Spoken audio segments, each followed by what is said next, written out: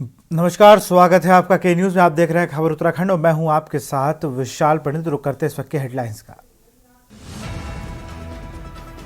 विकासनगर के सेलाकुई में मुख्यमंत्री पुष्कर सिंह धामी का दौरा, पार्टी प्रत्याशी के पक्ष में की जनसभा। सहसपुर विधायक सहित तमाम अन्य पदाधिकारी भी रहे मौजूद।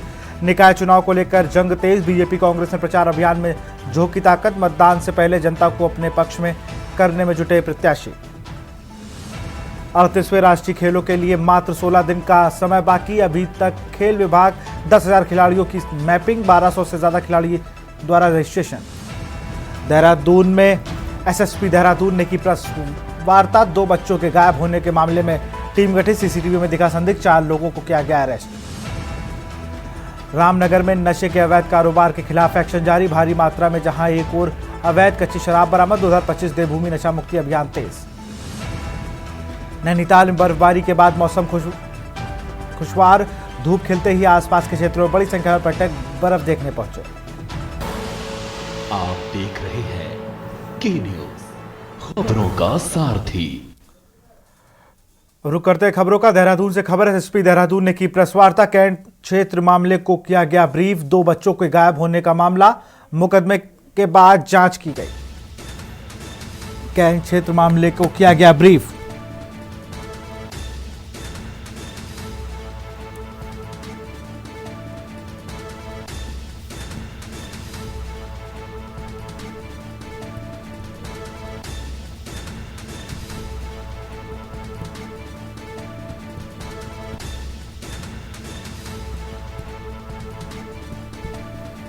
पूछताछ में धामपुर में बच्चे को बेचने का मामला, 4 लोगों को किया गया अरेस्ट।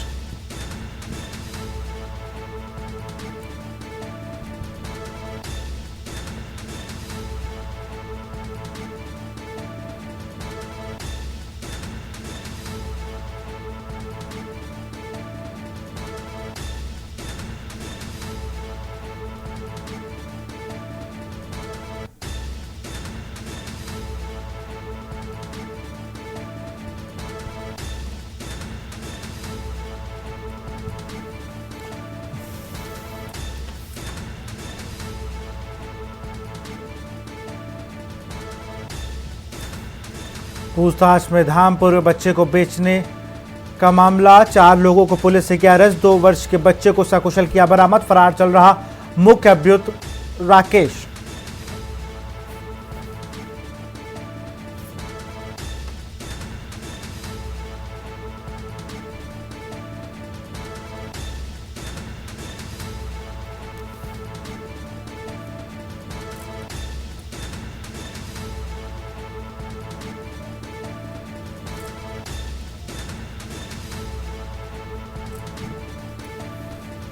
मुकदमे के बाद जांच की गई।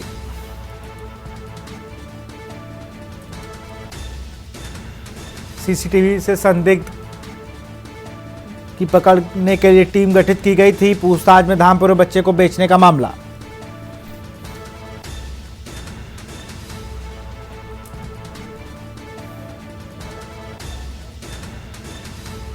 इसमें 2 तारीख को थाना कैंट पर श्री इनके द्वारा बताया गया था कि इनके 2 बच्चे हैं, एक 7 साल का और एक 2 साल का, और ये लापता चल रहा है। और इसकी सूचना के आधार पर, प्रार्थना पत्र के आधार पर एक अपहरण का मुकदमा लिखा गया था। लेकिन जांच के दौरान ही जो 7 साल का जो बच्चा था ये घर वापस आ गया था। और इससे बाद में पता चला कि उनका एक जानने वाला रिश्तेदार है जो राकेश नाम का ही है, वो ही बच्चों को ले गया था। और एक इसमें सीसीटीवी फुटेज जब आसपास की चेक की गई तो जो अभियुक्त जो राकेश है उसके साथ एक महिला भी दिखाई दी जो साथ में बच्चों को ले जा रही थी। क्योंकि ये इनके परिवार से जुड़े हुए हैं और रिश्तेदार भी हैं, तो इसलिए बच्चे वो साथ में चले गए थे। इसकी समझ जानकारी के लिए जब टीम ने राकेश की तलाश इसमें शुरू करी तो उसके सभी नंबर वगैरह बंद आ रहे थे। और एक सूचना के आधार पर कि ये अमरोहा में जो है कहीं पर हो सकते हैं, इसके आधार पर टीम को वहाँ भेजा गया था। तो अमरोहा में इसमें 2 लोग को इसमें जब होल्ड किया गया, वहाँ पकड़ा गया पूछताछ में, तो पता चला कि बच्चों को बिजनौर में 2 लाख रुपए में सेंटी करके एक लड़का है। खबर विकासनगर से, जहां मुख्यमंत्री पुष्कर सिंह धामी आज अपने चुनावी दौरे के चलते आज विकासनगर पहुंचे, जहां उन्होंने क्षेत्र की सेलाकुई नगर पंचायत और हावड़पुर नगर पालिका में जनसभाओं को संबोधित किया। इस दौरान उनके साथ हावड़पुर से पार्टी प्रत्याशी नीरू देवी और सेलाकुई प्रत्याशी भगत सिंह राठौड़ के साथ विधायक मुन्ना सिंह चौहान और विधायक सहदेव सिंह पुंडीर मौजूद रहे। सीएम पुष्कर सिंह धामी ने पहले सेलाकुई पार्टी प्रत्याशियों के पक्ष में एक जनसभा को संबोधित किया। उसके बाद उन्होंने हावड़पुर आयोजित एक रोड शो में शिरकत की। बहन नीरू देवू जी भारतीय जनता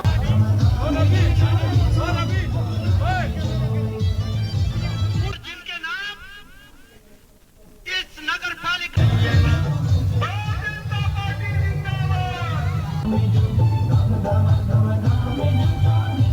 उत्तराखंड के अंदर लोगों में अपार जोश भी है, उत्साह भी है। उन्होंने पहले 2 सरकार बनाई है, निकायों में भी भाजपा की सरकार बनाएंगे, ट्रिपल इंजन की सरकार बनाएंगे और विकास 3 गुना तेजी से आगे बढ़ेगा। जो काम अभी रुके हुए हैं वो सारे काम होंगे, हम विकास को धरातल पर उतारेंगे। राजधानी देहरादून में रविवार को आयोजित प्रथम अंतर्राष्ट्रीय प्रवासी उत्तराखंड सम्मेलन किया गया। मुख्यमंत्री पुष्कर सिंह धामी की पहल पर 17 देशों में रहने वाले उत्तराखंडी एक साथ जुटे। सम्मेलन में उत्तराखंड में निवेश की संभावना, हॉस्पिटैलिटी, वेलनेस, कौशल विकास, विदेश में रोजगार और उच्च शिक्षा के साथ ही उद्यान जड़ी बूटी में संभावना विषय पर पैनल डिस्कशन भी किया गया। बताते चले कि दिसंबर 2023 में आयोजित इन्वेस्टर समिट से पहले धामी विदेश दौरे पर गए थे, जहां प्रवासियों ने उत्तराखंड की रीति रिवाज परंपरा से स्वागत किया था। इसी दौरान तमाम सफल लोगों की सीएम से मुलाकात हुई थी। इसके बाद सीएम ने ऐसे प्रवासियों के अनुभव का लाभ लेने के लिए शासन से प्रवासी उत्तराखंडी सेल गठित करने के लिए अंतर्राष्ट्रीय प्रवासी उत्तराखंडी सम्मेलन भी आयोजित करने के निर्देश दिए थे। सरकार का मानना है कि देश विदेश में रह रहे प्रवासी उत्तराखंडी राज्य में गांव गोद लेने में भी उत्साह दिखा रहे हैं। मुख्यमंत्री पुष्कर सिंह धामी ने प्रदेश का कार्यकाल संभालते ही प्रवासी उत्तराखंडी भारतीय लोगों का सम्मेलन किया था। देश विदेश में रहने वाले प्रवासियों को 2 दिवसीय कार्यक्रम में भी बुलाया गया था, जिसका उस समय राज्य सरकार को अच्छा अनुभव भी मिला। यही वजह है कि अब सभी के अनुभवों के साथ सरकार प्रवासी सम्मेलन कर रही है, जिसमें बड़ी संख्या में उत्तराखंडी प्रवासियों के आने का अनुमान है। साथ ही उत्तराखंडी प्रवासियों के अनुभव से सरकार प्रदेश हित के लिए उनका ज्ञान भी लेगी। वहीं विदेशों से आए उत्तराखंडी प्रवासियों ने सरकार की इस पहल को सराहना करते हुए प्रदेश की समस्याओं को लेकर अपने अनुभव भी साझा किए हैं। सबसे पहले तो ये अंतर्राष्ट्रीय प्रवासी उत्तराखंडी सम्मेलन में आयोजित किया है और ये निश्चित रूप से जो हमारे प्रवासी उत्तराखंडी हैं आज दुनिया के विभिन्न देशों में रहते हैं और उन्होंने अपना एक बहुत बड़ा मुकाम हासिल किया है, अपना स्थान बनाया है, अपनी पहचान बनाई है। अनेक अनुभव उन्होंने प्राप्त किए हैं। उनके अनुभवों का लाभ उनके पैतृक स्थानों को मिलेगा, उनके पैतृक राज्य को मिलेगा। हमने उनके अंदर एक भाव देखा है, अपनी संस्कृति के प्रति, अपनी मिट्टी के प्रति एक उनका जुड़ाव है। और हमने पिछले नवंबर माह में 2024 में देश के अंदर रहने वाले जितने प्रवासी हैं जो विभिन्न राज्यों में निवासरत हैं उन सबका भी सम्मेलन किया था और बड़ी संख्या में देश के अंदर रहने वाले प्रवासियों ने भी इसमें भाग लिया। आज मैं मुझे बहुत ज़्यादा सौभाग्यशाली महसूस कर रही हूँ अपने आप को कि आज हम इस सम्मेलन में जो उपस्थित हुए हैं और ये सब मुख्यमंत्री जी की बदौलत ही है। यहाँ पर जैसे कि बात हुई है पलायन के ऊपर, तो मेरा ये विचार है, क्योंकि एडवाइस हम नहीं कर सकते, पर मेरा ये अपना अंदरूनी विचार है कि ये जो कदम उठाया जा रहा है एडॉप्शन का, उसमें पलायन रुकेगा। और दूसरा एक आग्रह और है मेरा मुख्यमंत्री जी से कि बहुत से ऐसे यूट्यूबर्स हैं जो गांव में जाके ये बताते हैं कि ये गांव खाली है या वो गांव खाली है। तो मेरा यही मानना है कि थोड़ा उस पर भी ध्यान दिया जाए कि कोई अराजक तत्व उन जगहों पर ना जा सके जिससे लोगों को परेशानी महसूस हो। मुख्यमंत्री पुष्कर सिंह धामी जी का बहुत बहुत आभार और धन्यवाद पूरी टीम को देना चाहता हूं कि वो हर काम में पहले तो हैं ही, लेकिन उत्तराखंडी सम्मेलन कराने वाले वो पहले इस प्रदेश में पहले मुख्यमंत्री है और ये सफल आयोजन उन्होंने किया है। और मैं यूएई से आया हूँ, दुबई में रहता हूँ पिछले 16 साल से। मैं मूलतः पिथौरागढ़ बेरीनाग ज़िले से गांव है मेरा, और मेरे दादाजी स्वतंत्रता सेनानी थे। 2 मेरे घर से स्वतंत्रता सेनानी हैं और मेरे माता पिता दिल्ली में रहते हैं। और मैं पिछले 12 साल से दुबई में जो समाज सेवा करी है, मैं 10,000 से ज़्यादा विदेश में जो भारतीय लोग फंस जाते हैं उनको निकालने में सक्षम हुआ। जैसे आपने देखा होगा जो रशिया यूक्रेन वार में जो उत्तराखंड के जो लोग आए थे 12-13, उनको भी निकालने में मेरी अहम भूमिका रही है वहाँ की लोकल अथॉरिटी से और उनसे। और उसके लिए मैं भारत सरकार का भी बहुत बहुत आभारी हूँ कि मैं पूरे भारत का सबसे पहला उत्तराखंडी जिसको प्रवासी भारतीय सम्मान से महामहिम राष्ट्रपति ने 2019 में सम्मानित किया। ये सबसे बड़ा सम्मान होता है। मेरे लिए ये बहुत ही सौभाग्य की बात है कि मैंने ये सम्मेलन में इनवाइट मिला और माननीय मुख्यमंत्री जी ने हमें यहाँ पे बुलाया और हमें शामिल किया। मैं करंटली यूएई में एमिरेट्स एयरलाइंस में कार्यरत हूँ और मेरा यहाँ पे आना मेरे लिए ये एक इंस्पिरेशन है कि मैं भी अपने, जैसे मैं जिस इलाके से मैं हूँ, मैं चमोली गढ़वाल से हूँ जहाँ पे कि लड़कियों की शिक्षा का बिल्कुल भी साधन नहीं था, लेकिन बीइंग लाइक मेरे फादर टीचर थे तो उन्होंने हमेशा से प्रेरित किया कि लड़कियों की शिक्षा बहुत इंपॉर्टेंट है। क्यों इंपॉर्टेंट है? क्योंकि वो एक परिवार, एक समाज को नहीं, एक परिवार को नहीं, वो अपने घर से शुरुआत करती है। तो उस मुहिम के तहत मुझे लगता है कि आज मैं जहाँ पे हूँ मैं भी उन लड़कियों की हेल्प करूं जिन लड़कियों के पास शिक्षा का साधन नहीं है, जो अभी भी, जैसे मुख्यमंत्री जी ने बात करी कि आप गांव को गोद दे सकते हैं। उत्तराखंड में हो रहे लगातार पलायन को लेकर सभी विपक्षी दल लगातार सरकार पर पहले से ही निशाना साधे हुए हैं और अब वहीं चुनाव के चलते सरकार का खासतौर से प्रवासी उत्तराखंड सम्मेलन को लेकर आयोजित सम्मेलन पर विपक्षियों का यही मानना है कि ये सरकार का सिर्फ एक दिखावा है। लगातार सरकार प्रवासियों को प्रदेश में रोकने में विफल साबित हुई है।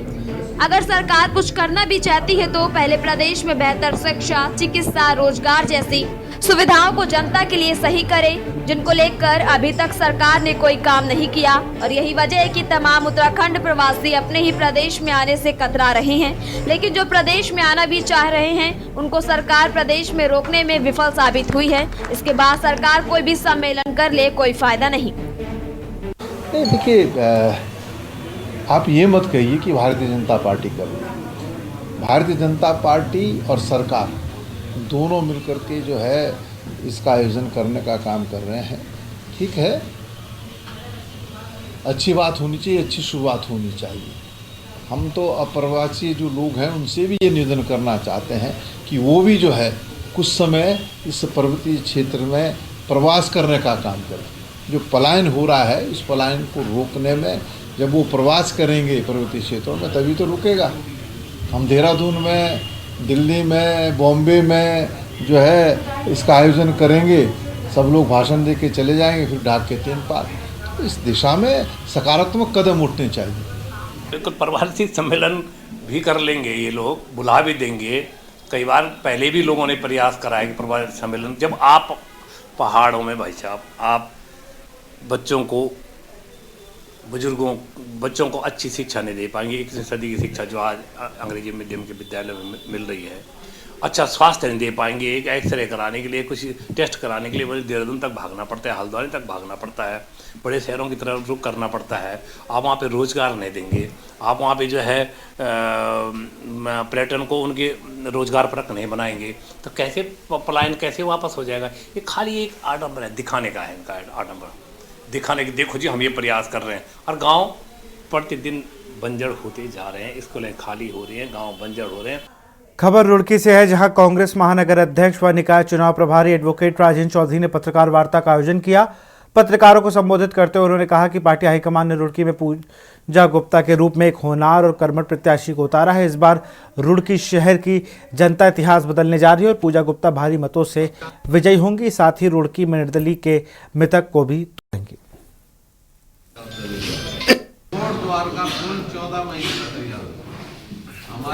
प्रेस वार्ता है कल जो हमारे वरिष्ठ कांग्रेस नेता आ रहे हैं उनका प्रोग्राम बताने के लिए की गई है।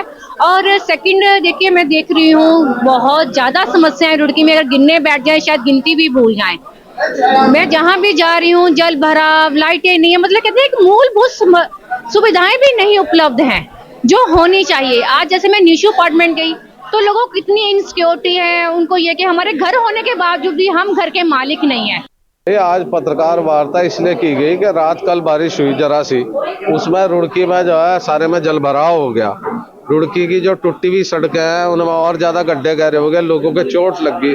स्ट्रीट लाइट है नहीं, रात की बारिश में गड्ढा, पानी और अंधेरा, उससे कई लोगों के चोट लग गई। रुड़की के सरकारी अस्पताल में एंटी रेबीज का इंजेक्शन नहीं है। और यहाँ रुकते एक छोटे से ब्रेक के लिए। आप देख रहे हैं के न्यूज, खबरों का सारथी। ब्रेक के बाद आपका स्वागत है। खबर रामनगर से है, जहां भारतीय जनता पार्टी के राष्ट्रीय सह कोषाध्यक्ष एवं राज्यसभा सांसद नरेश बंसल ने आयोजित पत्रकार वार्ता में बताया कि इस बार उत्तराखंड में होने वाले निकाय चुनाव में भारतीय जनता पार्टी सभी सीटों पर अपना परचम लहराएगी करे और एक इतिहास रचेगी। उन्होंने कहा कि उत्तराखंड में 11 नगर निगमों में भाजपा प्रत्याशी की ऐतिहासिक जीत होगी। अभियान में भारतीय जनता पार्टी अपनी संगठन शक्ति के आधार पर, नेतृत्व के आधार पर, नीतियों के आधार पर रामनगर का माहौल पूरी तरह भाजपा में है। कल मैं जन समर्थन के लिए अपने प्रत्याशी और विधायक जी के साथ बाजार में निकला था। जिस प्रकार से व्यापक पूरे बाजार ने स्वागत किया, हमको अपना आशीर्वाद दिया, समर्थन दिया, उससे मैं कह सकता हूं कि रामनगर का बाजार 100% भारतीय जनता पार्टी की ओर है और चुनाव हम बड़े मार्जिन से रामनगर का जीतेंगे। अब की बार रामनगर में परिवर्तन होगा। भारतीय जनता पार्टी में भीतरघात की कोई संभावना नहीं होती। लोकतंत्र में सबको अधिकार है, कुछ लोग अपनी महत्वाकांक्षाओं पर नियंत्रण नहीं कर पाते।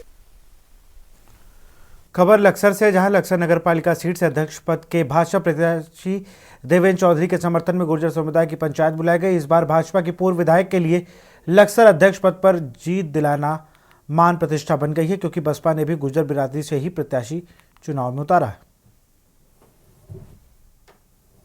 होकर सभी सर्व समाज से जो राशि बनी है वह प्रत्याशी को भेंट स्वरूप दे रहे हैं। आपका बहुत बहुत धन्यवाद, आभार।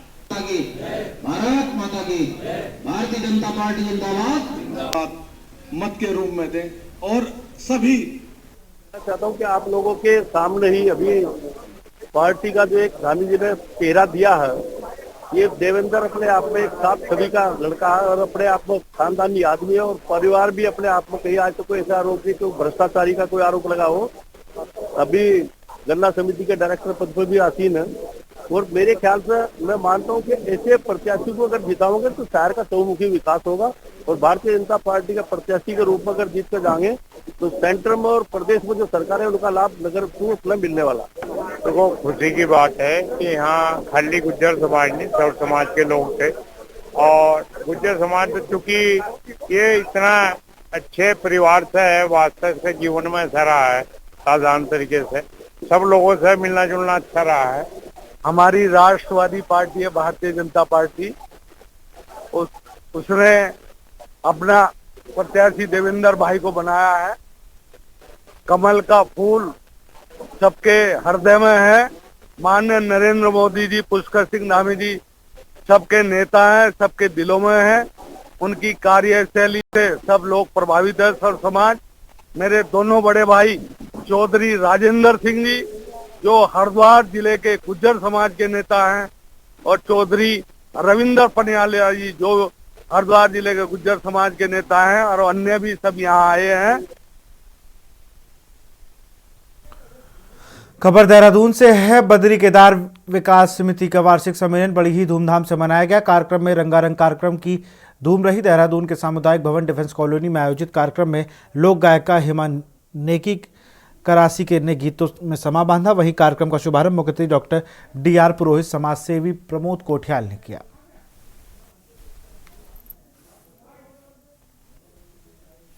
और आज जैसे कि हमारे बनियाद कौथिक आज यहाँ पे संपन्न हुआ है, इस बनियाद कौथिक के हमारे जो मुख्य अतिथि डॉक्टर DR पुरोहित जी रहे हैं और वो आज हमारे मुख्य अतिथि थे। और सांस्कृतिक कार्यक्रम में हमारी बहन हेमा करासी नेगी का सांस्कृतिक कार्यक्रम यहाँ पे था, अमित खरे का कार्यक्रम यहाँ पे था और साथ ही हमारा गढ़भोज था और गढ़भोज के साथ हमने छुपी हुई प्रतिभाओं का सम्मान यहाँ पे किया है।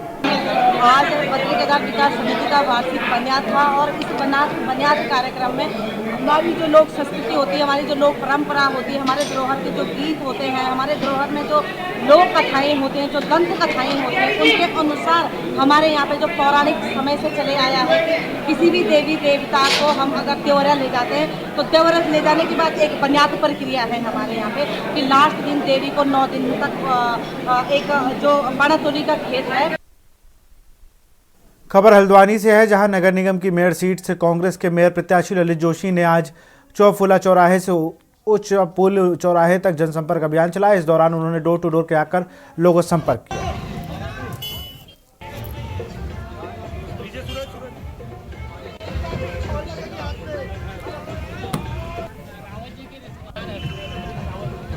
तू इधर उधर की बात मत कर, ये बता ये कारवा लुटा तो कैसे, हल्द्वानी पूरा उजड़ा तो कैसे, सड़कें उधड़ी बनी नहीं तो क्यों? ठीक, तुम अपने विजन बताओ, मुझे घेरने के चक्कर में मत पड़े रहो प्रभु। तीनों जगह तुम्हारी सरकार थी, समझे? अब जब कुछ नहीं मिला होता जना बाजेगा ना, empty vessels make more noise. ठीक है, काम की बात करो, विजन बताओ, शहर का विजन। सर्टिफिकेट मत दो मुझे, विजन बताओ, विजन। मैं विजन के लिए खड़ा हूँ, विजन के लिए, उसकी बात करो, घेरने की बात मत करो। तुम्हारे घेरने में आने वाला नहीं हूँ मैं आपको बता दूं, जब बंदूकपुरा हिंसा भी हुई थी तो हिंदू अखबार की एक प्रमुख संपादक मेरे पास आई थी। उन्होंने मुझसे पूछा था कि आरोप भारतीय जनता पार्टी लगाती है। सीधी सीधी बात है कि पहाड़ से लोग लगातार पलायन करके विशेषकर में जो नए वार्ड है यहाँ पे आ रहे हैं, और वहाँ पे जो एक जो लोग हैं ज़्यादातर वो एक सप्लाई चेन का हिस्सा है, जो कई सारे ऐसे काम करते हैं जैसे भवन निर्माण से लेके इलेक्ट्रिसिटी प्लम्बिंग से लेके पढ़ाई का काम, रेलिंग का काम, कई सारे ऐसे काम करते हैं। इस वजह से ही ये वहाँ पे आबादी, जहाँ पे देखिए डिमांड बढ़ेगी तो सप्लाई चेन अपने आप बढ़ेगी, तो ये आरोप निराधार है। और दूसरी चीज़, 75% लोग हल्द्वानी में जो वास करते हैं वो नजूल भूमि पर वास करते हैं अथवा सरकारी भूमि पर। खबर देहरादून से है, जहां 38वें राष्ट्रीय खेलों के लिए मात्र 16 दिन का समय शेष बचा है। ऐसे में विभाग तैयारियों को अंतिम रूप देने में जुटा हुआ है। अभी तक खेल विभाग 10,000 खिलाड़ियों की मैपिंग की जा चुकी, जिनमें 1200 से ज़्यादा खिलाड़ियों का रजिस्ट्रेशन भी किया जा चुका है।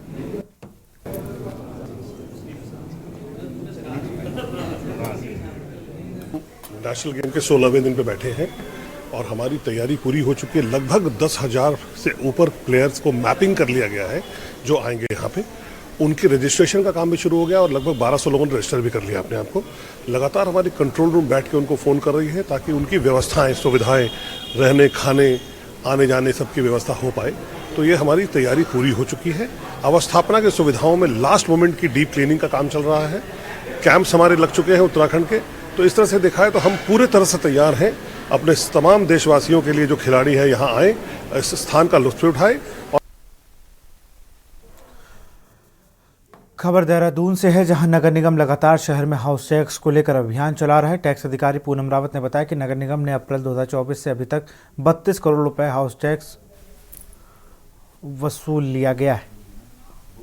देखिए, इस साल की अगर हम बात करें तो पिछले 1 अप्रैल से और अभी तक हम लोग लगभग 32 करोड़ की वसूली कर चुके हैं। जो शहर में बड़े बड़े जो व्यापारी हैं, बड़े बड़े जो हमारे हाउस होल्ड हैं, जहाँ से हमारा ज़्यादा पैसा आना है, उनको हमारे द्वारा बिल दिया जा रहा है और बिल के जरिए ये वसूली लगातार बढ़ती जा रही है। हमारी हर दिन के हिसाब से अगर हम देखें तो वसूली का ग्राफ बढ़ता हुआ नज़र आ रहा है।